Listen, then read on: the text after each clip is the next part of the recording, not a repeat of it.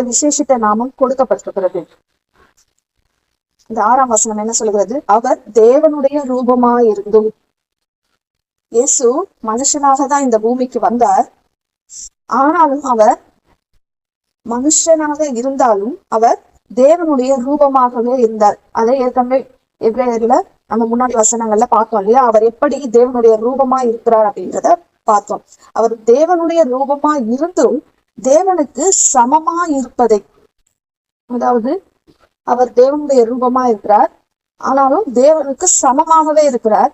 சமமாக இருப்பதை அவர் கொள்ளையாடின பொருளாக எண்ணாமல், இயேசு பூமிக்கு வந்த போது மனுஷனாகவே வந்தார், மனுஷனாகவே வாழ்ந்தார். ஆனாலும் அவர் தேவன்தான். அவர் 100% தேவனாகவும் இருந்தார், 100% மனுஷனாகவும் இருந்தார். அவர் பூமியில பிறந்ததுனாலேயே அவர் மனுஷன் தான் அப்படின்னு சொல்லிட முடியாது. அவர்